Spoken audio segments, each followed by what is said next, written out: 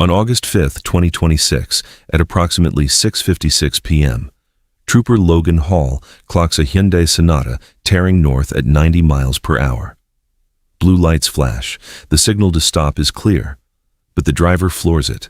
The Sonata rockets past 130 miles per hour, weaving through traffic, barreling toward the populated outskirts of Truman. The pursuit tightens into a high-stakes race against time. With each passing second, the driver's reckless gamble endangers every motorist sharing the darkening highway.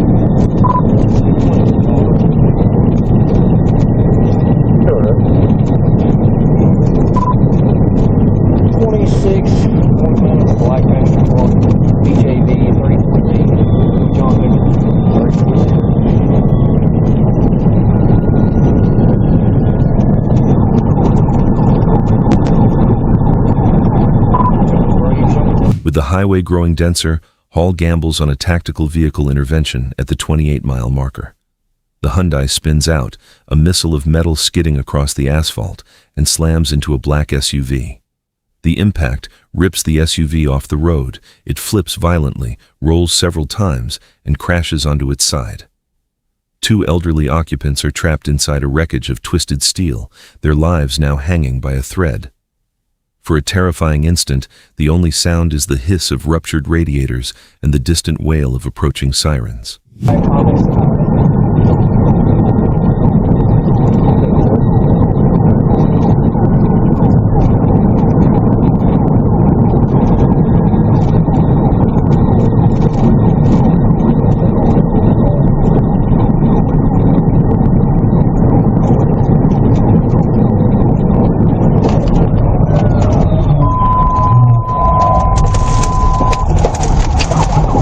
Jonesboro, we got a rollover. Send me 1016.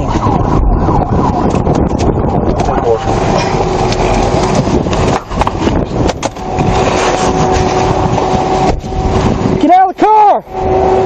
Get out of the car! Show me your hands! Get out of the car! Get out of the car! Show me your hands! Show me your hands, dude! First responders battle to extricate the injured couple, airlifting them to Memphis as the clock ticks. The Hyundai's driver, Lloyd Hamilton, crawls from his car but defies commands to surrender until he's forced face down on the pavement.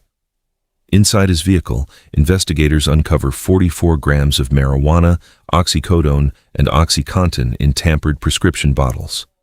Medically cleared, he is hauled to the Poinsett County Detention Center, facing a crushing stack of felony charges that will seal his fate. On June 9, 2026, at approximately 3:25 p.m., a Harford County deputy attempts to stop a vehicle on Route 40, Pulaski Highway. The driver refuses to yield. The chase barrels forward, speeds climb, the sedan crosses the outer point bridge, and the radio crackles with alerts. Seatbelt violation, excessive speed, possible CDS involvement. At 78 miles per hour and climbing, the deputy warns that the suspect is about to block traffic, weaving past other motorists and hurtling toward a crowded stretch of highway. He's bound up more medium traffic. We're at 73, passing on children. It's going to be a 1080 getting here. Oh yeah, holding her. Stand by. We get stuck behind another car here. We're still expanding on 40. We just crossed over the Outer Point Bridge. We're coming up on King Bush Road. He's blown off and we're at 78 right now. Yeah, that's it.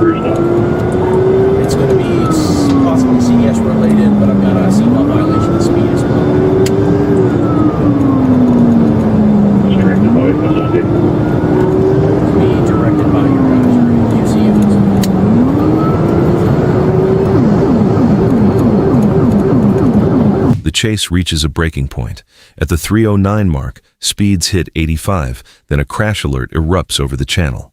The suspect's vehicle slams into another car. Flames instantly engulf the wreckage. Officers sprint toward the fire, urgently ordering the driver to exit and demanding that the doors be unlocked.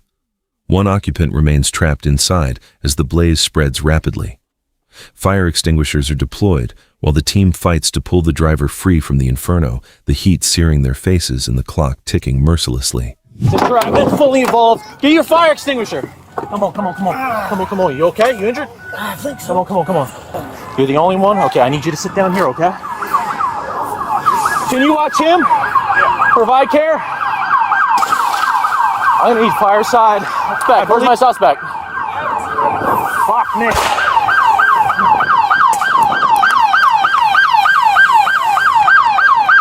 No, I don't know where this guy is. See if we can open this car up. Woo. Nope.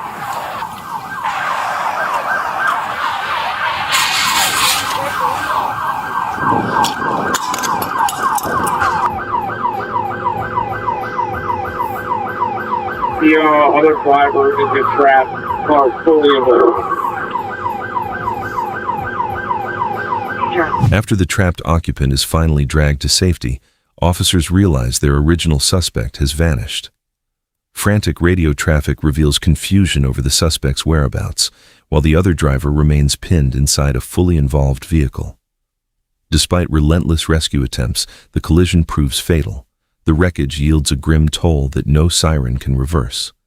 Communication patches fragment, the scene descends into chaos under the unforgiving afternoon sun, and responders are left grappling with unanswered questions.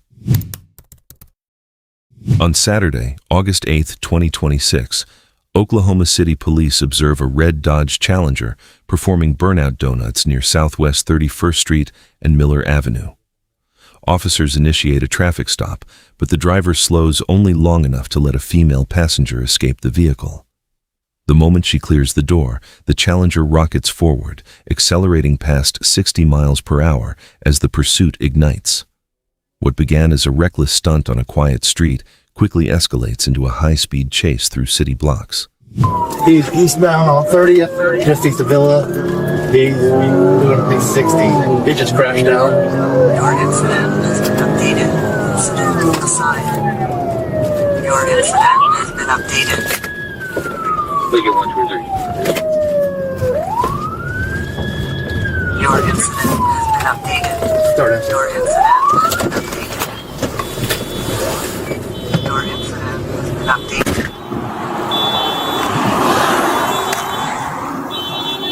This might be Yeats. The pursuit lasts only moments, but exacts a heavy toll. Barreling onto Southwest 30th Street, the driver blows through two stop signs without slowing. At Agnew Avenue, the Challenger plows into two separate vehicles, metal crumpling against metal in a deafening crash. The damaged car staggers forward a short distance before rolling to a smoking halt, its brief run of freedom ending in a pile of shattered parts. Which side are you getting out on? All right, make sure your hands are empty. Yes, sir. Is this Jarme? Behind my back? Yes. I got him on the way, okay? Yep. Is it Yeats? Yeah. I've been looking for you for a while, but... I know. Okay. Can you get up? I can push you if you can. You want to roll the other way? Roll over this way? All right, man. Let's just walk over here.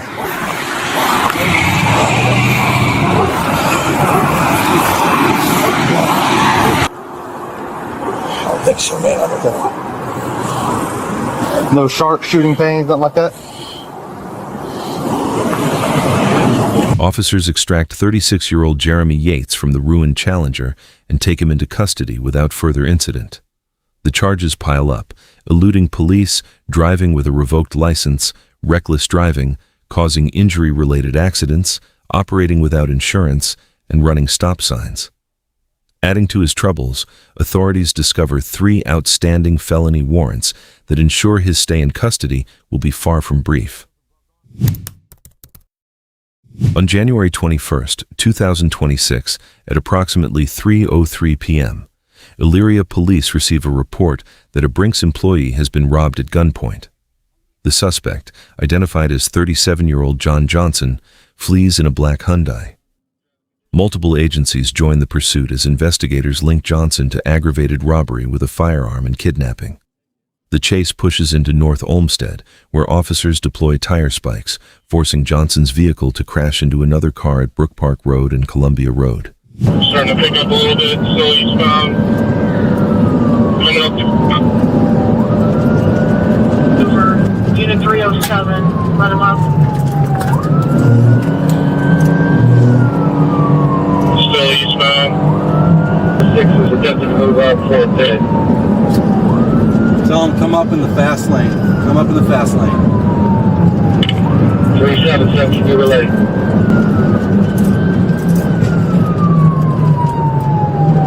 Coming up to Columbia. Struggling. Male's gonna be fleeing.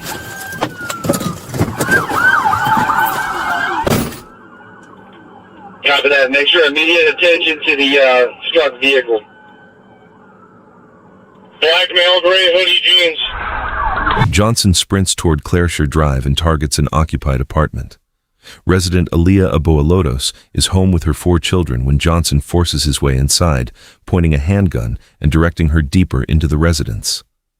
Ring camera footage captures him pushing her through the doorway, while police video shows an Elyria officer arriving, moving children away, and kicking the door open.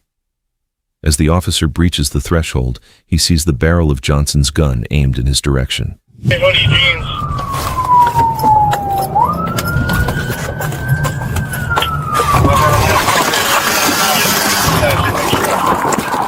Coming up, back up, back up, back up! Move, move!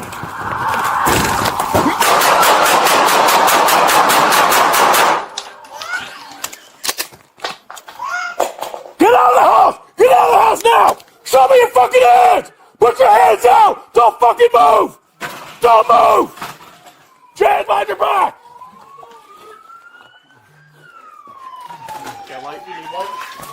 Going on his right side!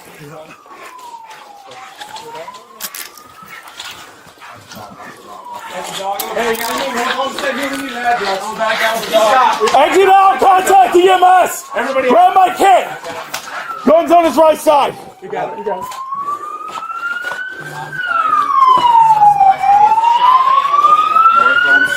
BCI video analysis reveals that the first gunshot erupts less than 1 second after the door is forced open. In just 3.85 seconds, 15 rounds are discharged. When the gunfire ceases, an Elyria officer enters the apartment, recovers Johnson's .45 caliber Glock from beneath his right hip, unfired, and secures the weapon while medics provide aid. The officer's 9mm Glock is determined to have fired all recovered cartridges and projectiles.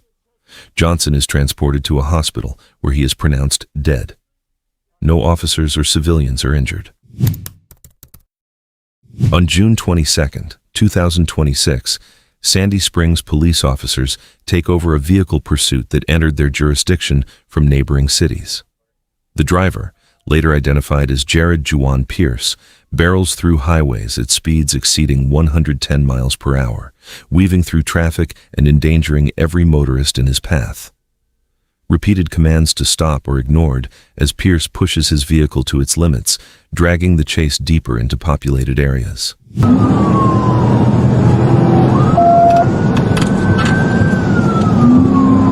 Charlie 65 is going to be in 80.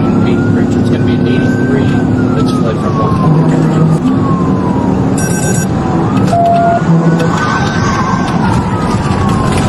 Charlie 65, good hit, crashed into the wall.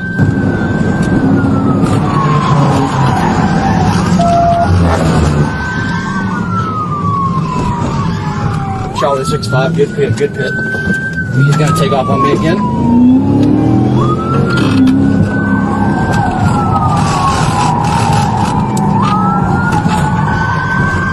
Charlie 65, good third pit.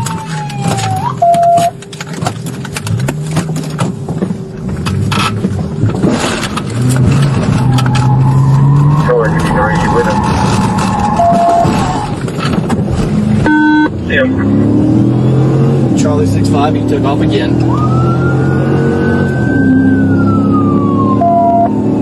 Officers execute multiple precision immobilization technique, PIT, maneuvers and calculated attempts to force the vehicle to a halt. Each intervention sends Pierce's car spinning, but the driver refuses to surrender. He regains control time and again, continuing his desperate flight. The repeated gambles fail to stop him, but they weaken his escape.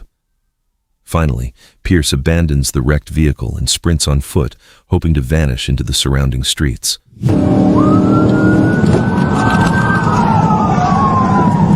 Another good pit. 4 on southbound Glen Ridge.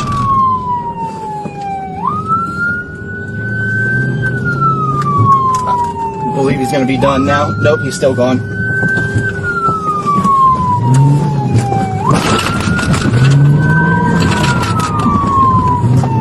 TRV block him, TRV block him, TRV block him. Get on the ground. Get on the ground.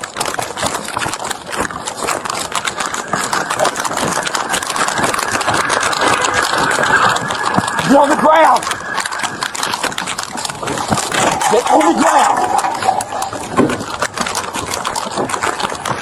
Get on the ground. Get on the ground. Get on the ground. Put your hands behind your back. Hands behind your back. Put your hands behind your back. Hands behind your back. I got one. Give me right. I got the other one. I got the head. I got the head. Get past. A brief foot pursuit ends with Pierce in handcuffs, his running finally over. No members of the public are injured, a small mercy in a chase that could have ended in catastrophe. The charges stack against him: felony fleeing and eluding, false imprisonment, reckless driving, driving with a suspended license, obstruction, and a cascade of traffic offenses.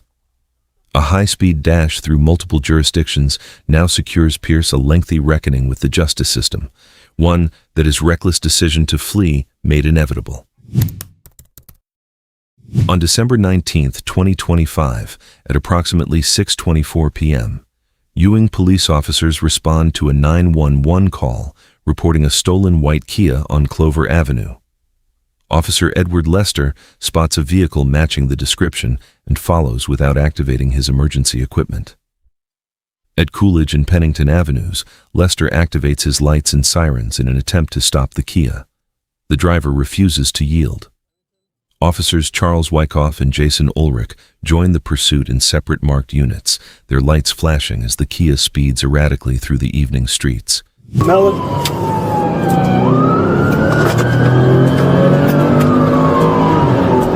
Traffic light speeds 50.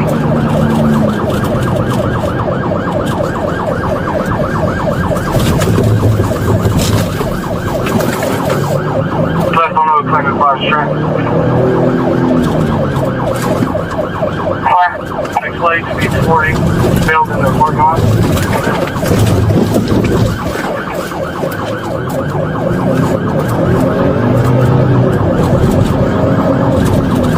Heading back towards Pennington. Traffic still light. 3431. That's fine. Just made a right on the Pennington.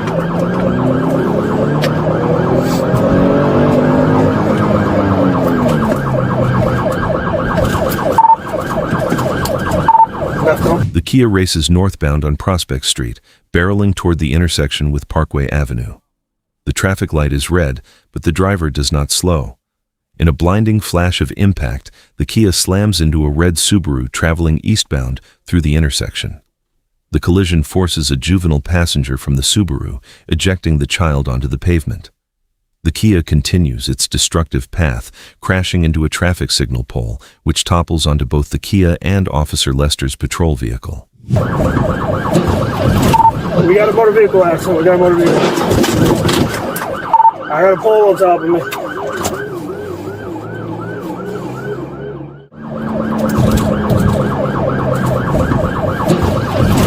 We got a motor vehicle accident. We got a motor vehicle. I got a pole on top of me.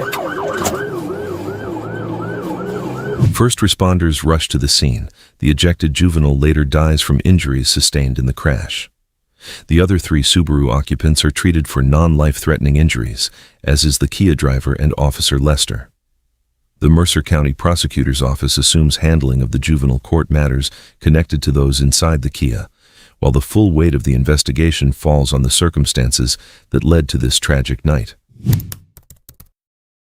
On July 7, 2026, at approximately 3:21 p.m., Ohio State troopers receive a lookout for Julius Edwards, wanted for attempted murder after a Canton stabbing. At 7:27 p.m., troopers locate his gray Kia Telluride on Darrow Road. Edwards flees, blows a red light at Terex Road, and crashes into multiple victims. He exits, fires at troopers, and an officer-involved shooting erupts before Edwards escapes into nearby woods. The perimeter tightens, but the fugitive has already melted into the tree line. An armed fugitive is now loose in the dark. Dispatch has been contacted.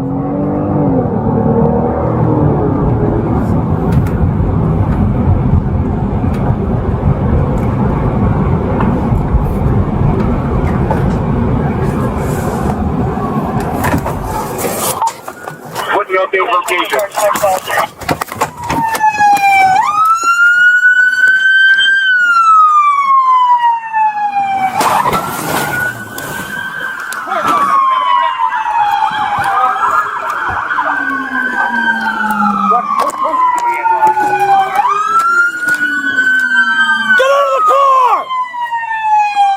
A perimeter forms, but Edwards resurfaces just before 8:25 p.m.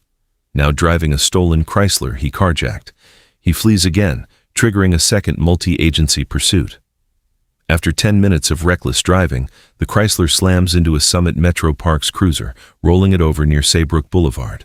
Metal screams, and the cruiser flips onto its side as officers scramble to the wreckage. One night, 2 pursuits, and Edwards still will not stop.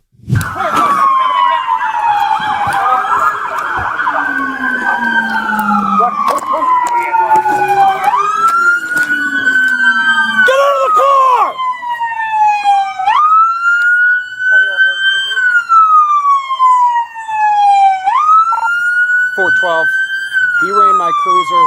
I'm standing here with the vehicle there in foot. Stop!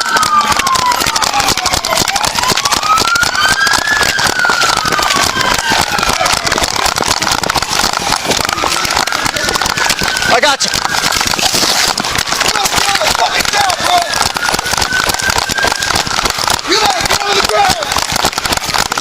Stop! Roll over on your back, on your stomach. Don't move, somebody cup it. I got it. I got him. Edwards exits the wreck and attempts another escape, but Stowe police and troopers quickly capture him. The parks officer suffers minor injuries. No other officers are hurt. Edwards now faces attempted murder, felonious assault, and domestic violence from the stabbing, plus a cascade of pursuit-related offenses. At last, the handcuffs click shut, and the nightmare pursuit ends on a residential street.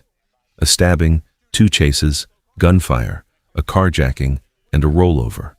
All end with Edwards in custody and facing a lifetime behind bars.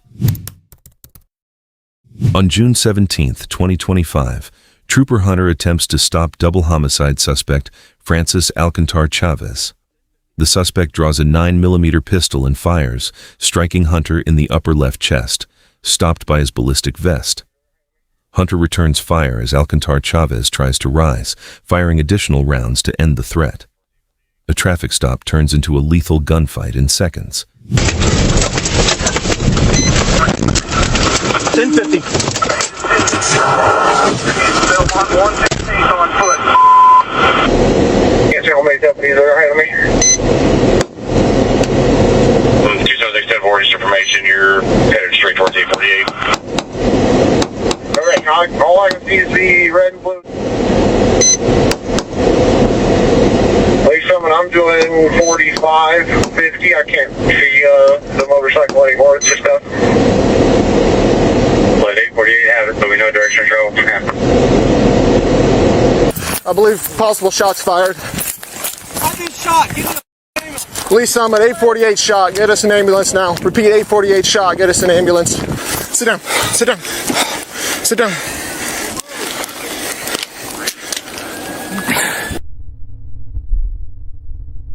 Where are you I don't know. I'm trying to get 848 taken care of. He's fine. Let's put him in a car and go. I'm fine. I'm not even bleeding yet. It's my vest, I think. Despite life-saving efforts, Alcantar Chavez is pronounced deceased. His victims were his own mother and stepfather, both Arizona Rangers. A double murderer's rampage ends with his death on a rural roadside. Hunter survives thanks to his vest, fully recovers, and returns to duty. Alcantar Chavez's pistol is recovered at the scene. One trooper walks away. 2 Rangers and their killer do not.